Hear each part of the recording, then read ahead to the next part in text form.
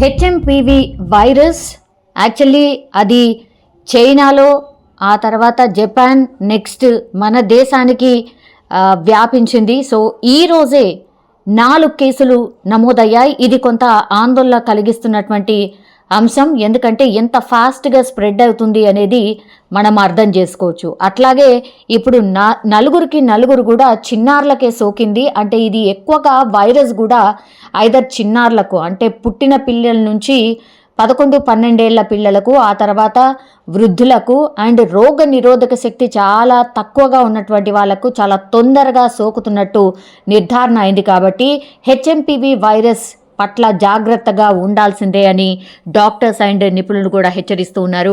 And even రాష్ట్ర ప్రభుత్వాలు కూడా అండ్ కేంద్ర ప్రభుత్వం కూడా దీని మీద హెల్త్ ఎమర్జెన్సీకి సంబంధించిన మీటింగ్ పెట్టే ఆలోచనలో కూడా ఉన్నట్టు సమాచారం అందుతోంది. ఎందుకంటే చాలా ఫాస్ట్గా స్ప్రెడ్ అవుతుంది కాబట్టి ఖచ్చితంగా అన్ని రాష్ట్ర ప్రభుత్వాలకి ఒక అలర్ట్ జారీ చేయాల్సిన అండ్ అలారం సిచ్యువేషన్ ఉన్నట్టుగా స్పష్టంగా అర్థమవుతోంది. అండ్ ఇప్పుడు చలికాలం కాబట్టి మనకు తెలుసు ఢిల్లీలో కూడా చాలా పెద్ద ఎత్తున చలి తీవ్రత చాలా అంటే చాలా ఎక్కువగా ఉంది.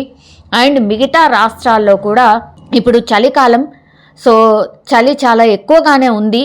అందుకని కేంద్ర సర్కార్ కూడా మిగతా రాష్ట్ర ప్రభుత్వాలందరికీ కూడా ఒక మార్గదర్శకాలని జారీ చేయాలి అన్నటువంటి ఆలోచన చేస్తున్నటువంటి పరిస్థితి అయితే కనిపిస్తోంది. మాస్క్ అయితే ఖచ్చితంగా వేసుకోవాల్సిందే, చేతులను శుభ్రం చేసుకోవాల్సిందే.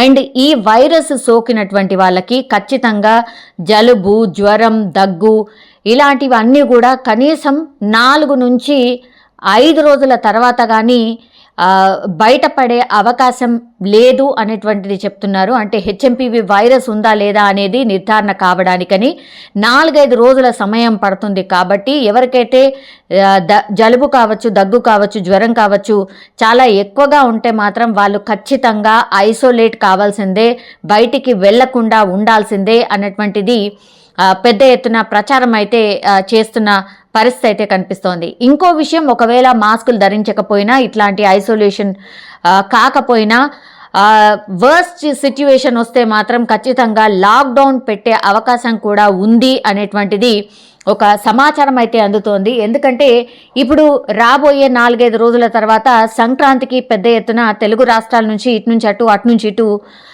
చాలామంది వెళ్తూ వస్తూ ఉంటారు. కాబట్టి ఒకవేళ ఇదే వైరస్ పెద్ద ఎత్తున స్ప్రెడ్ అయితే మాత్రం చాలా కష్టం అయిపోతుంది అన్న ఆలోచన కూడా రాష్ట్ర ప్రభుత్వాలు చేస్తున్నట్టుగా, అంటే మన తెలుగు రాష్ట్రాలు చేస్తున్నటువంటి పరిస్థితి కూడా ఉందని ఒక సమాచారం అయితే అందుతున్న పరిస్థితి. ఒకవేళ అట్లాంటిదే ఉంటే మాత్రం సంక్రాంతి నుంచే లాక్డౌన్ పెట్టే అవకాశం కూడా ఉంటుంది అనేది కూడా ఒక సమాచారం అయితే ఉంది. ఎందుకంటే చాలా పెద్ద ఎత్తున తెలుగు రాష్ట్రాలకు సంబంధించే కాదు, మొత్తంగా అంటే మన భారతదేశం మొత్తంగా కూడా సంక్రాంతి సంబరాలు పెద్ద ఎత్తున జరుగుతాయి.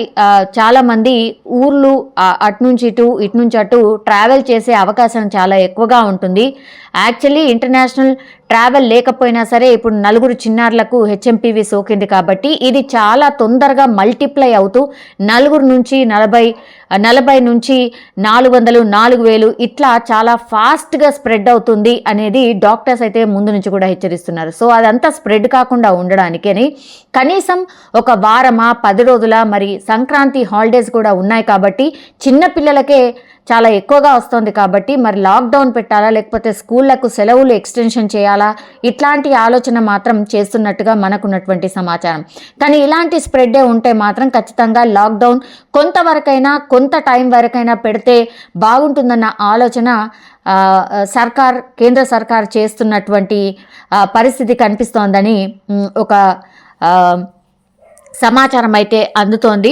ఒకవేళ లాక్డౌన్ చేసినా కూడా పూర్తిగా లాక్డౌన్ చేయకపోయినా డే టైంలో అంటే వెసులుబాటు ఇస్తూ నైట్ టైంలో లాక్డౌన్ పెట్టాలా, ఇట్లాంటి కొన్ని ఆలోచనలు అయితే చేస్తుంది. సో ఐసీఎంఆర్ గైడ్ లైన్స్ అతి త్వరలో విడుదల కాబోతున్నాయి. రాష్ట్ర సర్కార్లకు కూడా ఈ గైడ్ లైన్స్ అందబోతున్నాయి. దానికి తగ్గట్టుగానే ఖచ్చితంగా అందరూ గైడ్ లైన్స్ పాటించాల్సిందే.